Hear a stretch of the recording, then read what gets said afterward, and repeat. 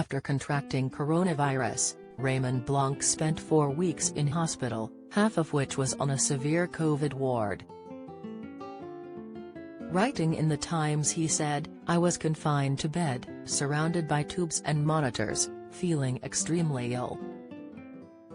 Far from the lush Oxfordshire gardens where he usually spends his time, Raymond had to rely on oxygen tanks to maintain his breathing, narrowly missing going onto a ventilator. At 71 years old, the recovery period for the chef has been arduous. He lost over 2 stone whilst in hospital, as well as a weakening eyesight and deteriorated dexterity. Talking about his symptoms, he said, "I did some terrible things, sending texts to the wrong people. Nobody could understand me. There are many cognitive issues. You worry your abilities won't come back." Looking back, the chef had no idea where he may have caught the virus from. A month after his birthday, he took a test which came back positive. Within a couple of days, the chef said that he felt exhausted. "I felt ice cold and yet I was shaking with a high fever, and, when my oxygen levels decreased, I was taken to the John Radcliffe Hospital in Oxford by ambulance." A scan of his lungs proved just how drastically ill he was. COVID affected Raymond even more, as he already suffers from asthma, the condition where your airways narrow and swell, producing extra mucus. In order to keep him stable, the hospital gave him steroids. After 3.5 days using a CPAP mask, a sealed mask around your mouth and nose, pumping oxygen into your body, his oxygen levels started to rise and the chef avoided a trip to the UCI. However, seemingly simple activities such as showering, walking and speaking remained a struggle for Raymond. Parkinson's symptoms, the smelly sign you shouldn't ignore, he said. "My first shower was really frightening as it took so much effort to wash, which made me breathless, and then I panicked. Even speaking more than 2 sentences left me out of breath. I felt like an old lizard." The chef had extremely high praise for the staff who cared for him whilst he was hospitalized. He added, "Throughout my stay in hospital, I received the most extraordinary care. I think that's part of what saved me." Looking back, he describes COVID as much a mental battle as it is a physical one, with basic instincts such as writing and thinking becoming a challenge. The chef states that after his ordeal he realizes just how precious and sacred life is. One of the things he is most grateful for is the ability to taste again. Currently in the UK there have been 133,674 deaths due to COVID, and Raymond is grateful to not be one of them. On Wednesday, September 8, there were a further 38,975 confirmed cases in the UK.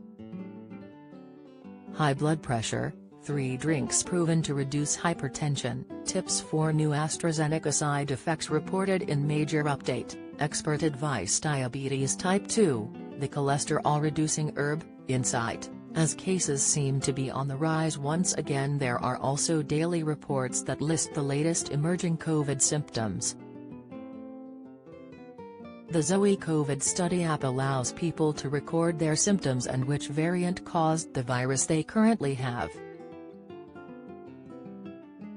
These symptoms reported by the general public came from those who were vaccinated and unvaccinated. Currently, symptoms most commonly felt by those who have had 2 vaccinations include the following: headache, runny nose, sneezing, sore throat, loss of smell. Previous symptoms such as a persistent cough, which was an indicator when the first few COVID cases emerged, is now seen in fewer cases and is no longer a top indicator of the virus. Instead, those experiencing unexplained sneezing more often tested positive. For those who have only had one COVID vaccine, symptoms slightly differ. The main difference is those with only one vaccination were more likely to report experiencing a persistent cough. These symptoms are similar to ones reported by those who have had no vaccinations whatsoever. With the inclusion of fever, the COVID symptoms for those unprotected are more recognizable as the original COVID symptoms we were all told to be aware of. Despite the rise in cases, there are now more than 48 million people in the UK who have received a first dose of vaccine. This is equivalent to 89% of people aged 16 and over, with 80% having had 2 doses. Children ages 16 to 17 are now being offered a first dose of the vaccine with the intention of having a second at a later date. Those aged 12 to 15 are also eligible for 2 doses of the vaccine if they are at higher risk. The Joint Committee on Vaccination and Immunization, JCVI, have reported saying higher-risk children are those who suffer from severe neurodisability, Down syndrome, a severely weakened immune system and profound learning disabilities. A further 200,000 children in this age group who suffer from chronic heart, lung and liver conditions should also be given 2 doses. Currently, if you find yourself suffering with any known COVID symptoms such as a cough, fever or loss of smell, you should get an NHS COVID test. If you work around those who are at greater risk from the disease, it is advised that you stay at home and get a test. Severe and consistent sneezing key way in which viruses spread, and it is important to avoid touching your eyes, nose and mouth until you wash your hands.